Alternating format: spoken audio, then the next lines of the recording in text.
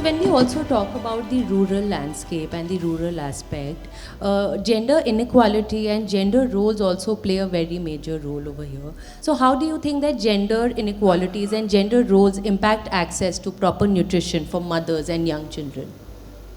So if you look at, the way we have moved ahead with the development spectrum, we have actually moved ahead from women in development, where we only considered women as mothers and only the reproductive role. From there, during pre-independence and independence, to presently we have moved on to gender and development. And in the latest paradigm, we would always, the government has given a clarion call that we would be now looking at women-led development. So despite this kind of a transformation in the way development is now looked upon, where it is expected that women take a very important or instrumental role in leading development, especially, because SHGs, the self-help groups and the cluster level federations have spread to include 10 crore of women as part of the MORD program of National Rural Livelihood Mission. Still, if you look at the NFHS 5 data, because we find that around 60% of women in the age of 15 to 49 are anemic. And in the age group of 15 to 19, almost an equal number of women, like young women, are anemic. But when you compare that with men, only around 29 to 30%, that is half the men are anemic in the same age group.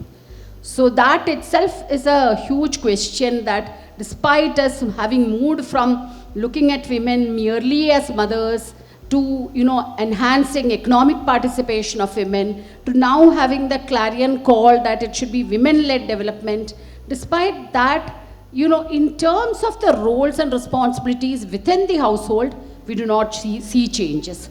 It's usually women are actually into the reproductive roles.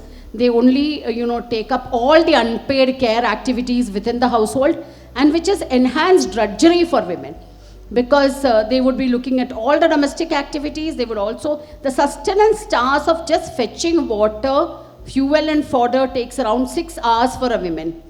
And this is all unpaid work for which there is no economic remuneration. And there is very little difference in the labor force participation of women in the formal sector, where they are paid, wages equal to that of men. And if you look at land distribution, even now it's not more than 9% of land distribution in the name of women. So there is hardly any productive assets in the name of women. And as a result of which, their status in the household is similar to what we had post-independence. Yeah. And here comes a question that if you are in a very poor status or position within the household, that impacts on the inter-distribution of wealth as well as income, as well as all the opportunities and the food within the household. So you would be eating last, you would be eating least, and also self-care is a very difficult question even now, which women do not understand, that beyond drudgery, what do you understand by the word self-care? You need to, even during pregnancy, women eat last and least. And often when you look at the Hindi belt, we work very closely in the field, and we see that women are almost fasting for 100 days for the welfare of their husbands and their families. And this also leads to increase in malnourishment. So these are few issues I wanted to bring to your notice.